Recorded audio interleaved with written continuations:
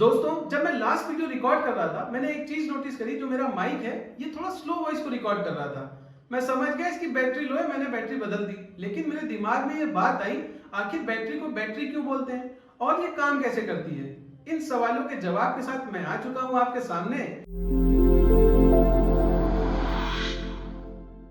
आज का हमारा टॉपिक होने वाला है ऑल अबाउट बैटरीज। सबसे पहला सवाल जो है उस पर बात करते हैं कि बैटरी को आखिर बैटरी बोलते क्यों हैं। हम अगर हिस्ट्री में पीछे जाएं तो हमें ये मालूम चलेगा, मिड 18th सेंचुरी में ऐसा एक डिवाइस जो एग्जिस्ट करता था, जो एनर्जी स्टोर करता था, उसका नाम था लेडेन जार। और इसकी वर्किंग कुछ इस तरह की थी कि ये फिजिकली चार्ज को अपने अंदर स्टोर करता था और जब भी इसको किसी एक लोड से लगाया जाता था तो ये एक बार में पूरा डिस्चार्ज हो जाता था।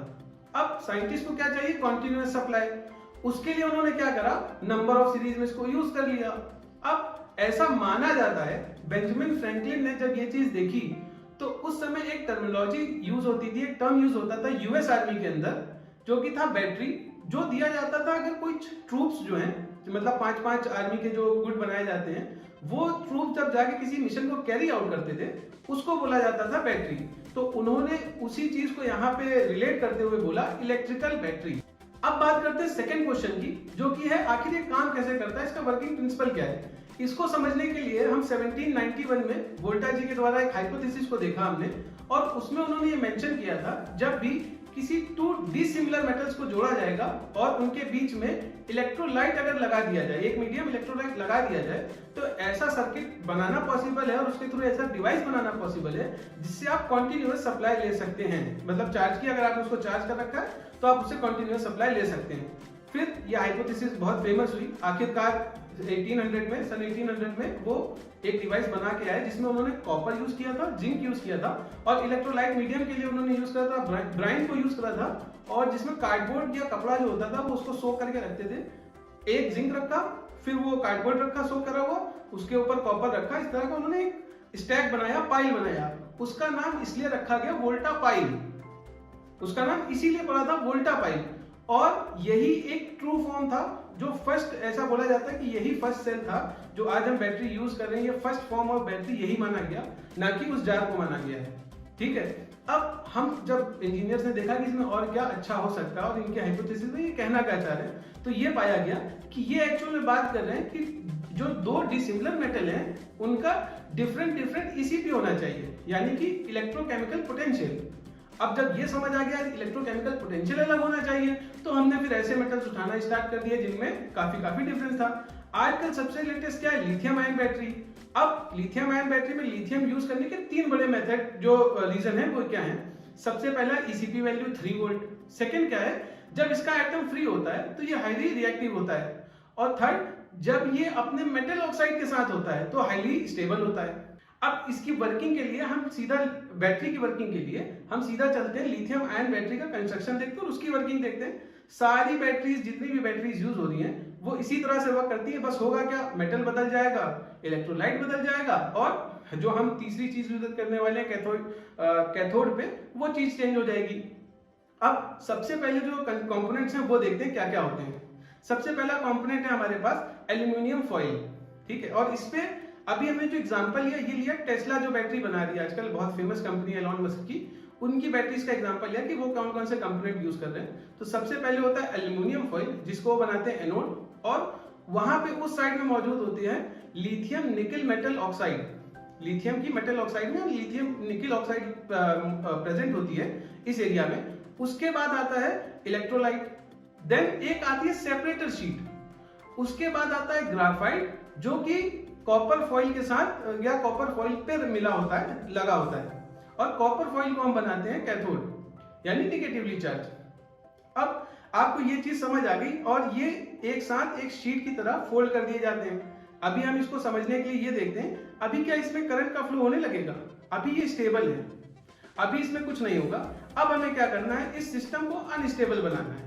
क्यों? क्योंकि जब भी इसको कभी कनेक्ट लोड से करा जाए तो ये स्टेबल होने के लिए तुरंत अपने आप को एक्टिव हो जाए और ये स्टेबल के लिए दौड़ना चालू कर दे, स्टेबल की रेस में भागे। अब क्या होता है, हम सबसे पहले जो पॉजिटिव टर्मिनल है, एनोड है एल्यूमिनियम, उसको बैटरी से एक एक्सटर्नल सोर्स से कनेक्ट करते हैं और कैथोड को नेगेटिव टर्मिनल से कनेक्ट करते हैं। अब यहाँ पे आप देखोगे ना, जो लिथियम आयन में इलेक्ट्रॉन मौजूद है वहाँ लिथियम मेटल ऑक्साइड में, वो क्या हो रहा है, वहां से इलेक्ट्रॉन को अपनी तरफ खींचेगा। अब जैसे ही इलेक्ट्रॉन जो है वो निकला और वो गया एनोड में पॉजिटिव टर्मिनल की तरफ, पॉजिटिव टर्मिनल की तरफ गया तो बैटरी के पॉजिटिव टर्मिनल से होता हुआ कहाँ पहुंचा, नेगेटिव टर्मिनल के थ्रू कैथोड के पास। वहां पे मौजूद है ग्राफाइट।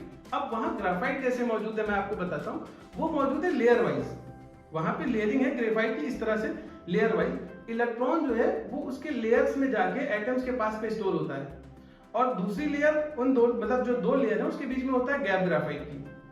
ठीक है, अब क्या होगा, जैसे जैसे यहाँ से इलेक्ट्रॉन्स निकलना स्टार्ट होंगे, इलेक्ट्रॉन जाना स्टार्ट हुए, लिथियम की जो मेटल ऑक्साइड है यहाँ से इलेक्ट्रॉन जाना स्टार्ट हुए, तो धीमे धीमे क्या होगा यार, ये इलेक्ट्रोनेगेटिविटी इसकी बढ़ती जाएगी, क्योंकि अब ये क्या चाहेगी कि यार इलेक्ट्रॉन तुम जाओ नहीं, यहीं रहो। अभी धीमे धीमे और करते करते एक टाइम ऐसा आएगा कि सारे के सारे इलेक्ट्रॉन्स ट्रांसफर होकर किधर पहुंच जाएंगे, कैथोड की तरफ। और अब क्या हुआ, वहां पे लिथियम आयन हो गया फ्री। अब जो हमारी इलेक्ट्रोलाइट है, इस तरह से हम उस सॉल्ट को चुनते हैं जो कि एक ऑर्गेनिक सॉल्ट होता है लिथियम का ही, कि उसके थ्रू सिर्फ लिथियम जा सके। ठीक है, तो लिथियम उसके थ्रू ट्रेवल करता है किधर की तरफ, कैथोड की तरफ, क्योंकि लिथियम इस समय पॉजिटिव आयन के साथ है, वो सीधा जाता है कैथोड की तरफ। अब इसने जब कैथोड की तरफ ट्रेवल करना स्टार्ट किया तो यार वहां पे क्या होता है, वो जो गैप आपको दिखाया था, मैंने बताया था कि यहाँ पे ग्राफाइट लेयर के बीच में गैप है। अब उस गैप में जाके ये वहां पे स्टैक बना लेता है, वहां पे इकट्ठा हो जाता है। समझ आ रही है बात। अब क्या हुआ, अब यार हमने क्या करा, बैटरी को हटा लिया। जब जाना ही बंद हो गया इलेक्ट्रॉन, अब यानी कि बैटरी जो है हमारी फुल्ली चार्ज हो गई है। ये बेसिकली हम चार्ज कर रहे थे। अब क्या हुआ, ये जो सिस्टम है बैटरी हटाते ही अब हमको ये मालूम चला हमारा ये जो डिवाइस है अब ये हो चुका है अनस्टेबल।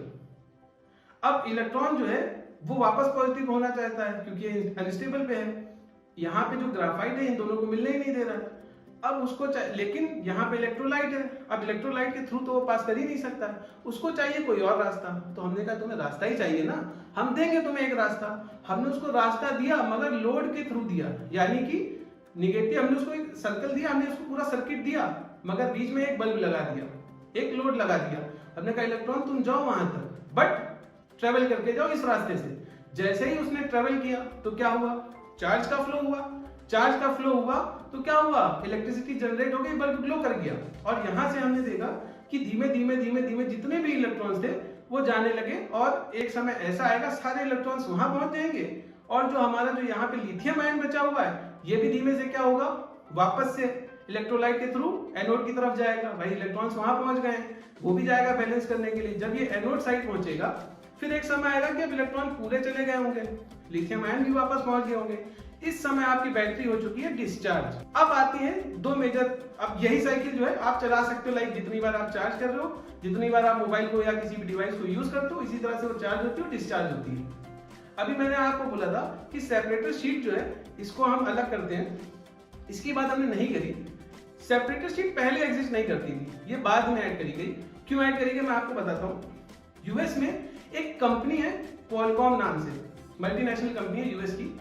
इसने एक चीज नोटिस करी, यार हो क्या रहा है ना, इलेक्ट्रोनेगेटिविटी बढ़ जा रही है। हमें क्या करना है, बैटरी लगाई या हमने जो भी चार्जर लगाया बैटरी लगाई है वो कर क्या रही है, इलेक्ट्रॉन्स को निकाल रही है, तो इलेक्ट्रोनेगेटिविटी बढ़ जाती है वहां मेटल ऑक्साइड की।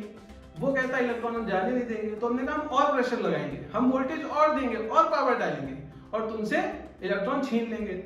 अब उन्होंने तो इसके पीछे R&D करी पूरी, और ये नहीं बताया कि हम इसमें और क्या टेक्नोलॉजी यूज कर रहे हैं, बस उन्होंने पावर बढ़ा दी अपने चार्जर की, जो चार्जर होता है उसकी पावर बढ़ा दी। अब ये चीज किसने नोटिस करी, चाइना वालों ने। चाइना वाले समझ रहे हो ना, खतरनाक लोग हैं, वो तो तुरंत देखते कॉपी मार देते हैं भाई हर चीज की। अब उन्होंने ये चीज नोटिस करी, अरे इन्होंने तो चार्जर का पावर बढ़ा दिया और कह रहे हैं कि क्विक चार्ज टेक्नोलॉजी ले आए हैं। तो उन्होंने कहा कोई बात नहीं, हम भी बना देंगे। अब चाइना वालों ने क्या करा, अपने चार्जर का भी पावर बढ़ा दिया, वोल्टेज बढ़ा दिया, कहा हम भी जल्दी चार्ज करेंगे। इनकी एक कमी है कि इनकी क्वालिटी कंट्रोल बड़ी वीक होती है चाइनीज की, इसीलिए हमारे वहां बोला जाता है भाई चाइना का माल है, चल गया तो शाम तक, नहीं चला तो शाम तक। ये एक बहुत मतलब स्लैंग है चाइनीज माल के लिए। तो अब क्या हुआ, जब इन्होंने बनाया, R&D ज्यादा करी नहीं कुछ भी, और इन्होंने कहा हम ले आए बूम मार्केट में, हमने तो तबाही ला दी एकदम। अब हमारे फोन भी जो है इसमें भी फास्ट चार्जिंग होने लगी। भाई लोगों ने खरीदा, सस्ते थे फोन, लोगों ने खरीदना स्टार्ट करा। पहले क्वालकॉम जो डिवाइस जो टेक्नोलॉजी निकाला था वो बेचा बड़े बड़े महंगे महंगे ब्रांड्स को। क्विक चार्ज टेक्नोलॉजी है भाई, जल्दी चार्ज होगा। चाइनीज फोन सस्ते में ले आए भाई कि चलो हम कर देते हैं ये काम। अब से मशीन सब होने लगा, लोगों ने चार्ज करा। फिर कुछ समय बाद ऐसा हुआ कि यार ये जो यूज हो रहा था चार्जर पे लगाया मोबाइल को, जैसे ही मोबाइल को चार्ज पे लगाते थे मोबाइल हीट होता था। वो तो सारे ही होते हैं, कुछ ज्यादा होते हैं कुछ कम होते हैं। अब ये जो इलेक्ट्रोलाइट यूज हो रहा है ये होने लगा इवेपोरेट। ये जैसे ही इवेपोरेट हुआ तो उसकी वजह से क्या हुआ ना, अभी आप वो जो सेपरेशन मौजूद था ना, वो एक मीडियम मौजूद था जो इलेक्ट्रॉन को ऐसे नहीं जाने देता था। वो कह रहा था तुम इधर लोड के थ्रू होके जाओ। अब ये एकदम से मिलेंगे, समझ रहे हो? जब ये एकदम से मिलेंगे तो क्या होगा? ब्लास्ट होगा। तो क्या होगा? स्पार्क जनरेट होगा, ब्लास्ट होगा। इसकी वजह से भाई अभी उन्होंने कहा था ना तबाही ले आए, बूम मचा दिया। इन्होंने एक्चुअल में बूम मचा दिया। अगर आप कुछ साल पहले याद करो, 8-7 साल 5 साल पहले, तो ऐसे कोई चाइनीज बहुत सारे ब्रांड थे जिनके मोबाइल जो है दग रहे थे, ब्लास्ट कर रहे थे, बिकॉज उनकी बैटरी ब्लास्ट कर रही थी। फिर उन्होंने नोटिस करा कि अच्छा इसमें सेपरेटर भी लगाना है। तब उन्होंने ये सेपरेटर उसमें एड ऑन करा और उसके बाद ये टेक्नोलॉजी जो फास्ट चार्जिंग वाली है सक्सेसफुल हुई। अब इसमें एक चीज और बताता हूँ, ये एक्स्ट्रा पॉइंट आपने देखा होगा, आजकल इंजीनियर्स ने फिर दिमाग लगा दिया और आपने देखा भी होगा उस चीज में काफी ये लोग प्रमोट करते हैं जितने भी मोबाइल ब्रांड्स हैं। ये कहते हैं कि हम 0 से 50 जो है वो 15 मिनट में दे देंगे। तो भाई अगर मतलब आम लोग तो फंसेंगे, लेकिन इंजीनियर को तो समझ में आ रहा है ना, 0 से 50 तक तुम्हें इलेक्ट्रोनेगेटिविटी कम है वहां पे मेटल ऑक्साइड में, तो वो उतने वोल्टेज में दे देगा। बात तो वही है ना कि 50 से 100 के बीच में आप देखना, कभी भी मोबाइल को चार्ज करना 0 से 10 जल्दी होगा, उसके बाद 20 तक हो जाएगा, 40-50 फिर स्लो होता है, और 80 से लेके जो 100 का है मतलब 80% टू 100% होने में बहुत ज्यादा टाइम लगाता है मोबाइल, बिकॉज इलेक्ट्रोनेगेटिविटी उस समय बहुत ज्यादा हाई होती है। किस साइड पे? एनोड साइड पे, इसलिए वो ज्यादा टाइम कंज्यूम हो रहा है। तो भाई ये एक टेक्नोलॉजी इन्होंने ये जो टेक्नोलॉजी का मतलब यूज कर लिया कह लो, इस बात को जानते हुए कि हम जो है 15 मिनट के अंदर इतना कर देंगे आपका फोन 60%, 50%, 40%। ये बहुत ज्यादा आजकल स्टेटमेंट के साथ मोबाइल बिक रहे हैं, आप सभी जानते होंगे। अब आती है एक सेकेंड और इम्पोर्टेंट बात, वो क्या है? अभी एक फिनोमेना होता है, मैजिकल फिनोमेना कह लो, ये इंजीनियर्स को साइंटिस्ट को पहले नहीं पता था, ये बाद में मालूम चला। वो एक प्रॉब्लम को खुद ही सॉल्व कर देता है। एक प्रॉब्लम है, वो प्रॉब्लम क्या है? जो आपका इलेक्ट्रॉन है ना, वो इलेक्ट्रोलाइट के थ्रू पास तो नहीं करेगा, लेकिन उसको डिग्रेडेट और डिप्लीट जरूर करेगा, क्योंकि वो भी चार्ज पार्टिकल है ना, वो जा जाके उससे टकराएगा, उसके साथ रिएक्ट करेगा। तो लेकिन क्या होता है, जब पहली बार चार्ज होता है, ये उस समय का प्रोसीजर है, जब पहली बार मोबाइल चार्ज आप करते हो बैटरी को, जब कंपनी में बैटरी चार्ज होती है फर्स्ट टाइम, उस समय पे जब लिथियम आयन जो है इलेक्ट्रोलाइट से होके गुजरता है, मतलब उसके थ्रू जब निकलता है, तो जो ऑर्गेनिक सॉल्ट है ना लिथियम का, जो इलेक्ट्रोलाइट है उसके अंदर वो एक्चुअल में है क्या? लिथियम का ऑर्गेनिक सॉल्ट है। तो उसमें होते हैं सॉल्वेंट, वो क्या करते हैं? लिथियम को कवर कर लेते हैं, सारे लिथियम्स को नहीं, करीब 4-5% लिथियम ऐसा होता है जितना भी आपने डाला है कि वो उसके थ्रू जाएगा, तो 5% लिथियम जो है उसको कवर कर लेते हैं, उसको बोलते हैं सॉल्वेंट शेल बना लेता है। लिथियम के आसपास सॉल्वेंट शेल बना लेता है लिथियम आयन के अगल बगल। अब जैसे ही ये पहुंचता है ग्रेफाइट के पास, तो वहां पे क्या होता है? ये एक सॉलिड इंटरफेस बना देता है। सॉलिड इंटरफेस एक मतलब एक वर्टिकल वॉल बना देता है, जिसकी वजह से क्या होता है, ये जो इलेक्ट्रॉन्स हैं ये इलेक्ट्रोलाइट तक आ ही नहीं पाते, ये इलेक्ट्रोलाइट तक आ ही नहीं पाए। तो हुआ क्या, ये जो प्रॉब्लम जो हमें लग रहा था कि इलेक्ट्रॉन जो है वो इलेक्ट्रोलाइट को जाके डिग्रेडेट करेगा, ये अपने आप सॉल्व हो जाती है। अब आप सोचो कि बैटरी डाई कैसे होती है, इस बारे में बात करते हैं। आखिर ये बैटरी डाई कैसे हो जा रही है, हमें समझ आ गया, चार्ज कैसे हो रही है, डिस्चार्ज कैसे हो रही है। अब अच्छा, ये बहुत इंपॉर्टेंट बात है कि 2 तरह की बैटरी आपने सुनी होगी। अभी डाई कैसे हो रही है इसकी हम 2 मिनट रुक के बात करते हैं। वो ये है कि आपने सुना होगा रिचार्जेबल बैटरीज एंड चार्जेबल, मतलब नॉन रिचार्जेबल बैटरीज। जो नॉन रिचार्जेबल बैटरीज हैं या नॉन रिचार्जेबल सेल्स हैं, इनको हमने बोला प्राइमरी सेल्स, इनको हमने बोला प्राइमरी सेल्स। ये क्या होता है, इसमें बस एक डिफरेंस है, इलेक्ट्रोलाइट चेंज होता है पूरी तरह से।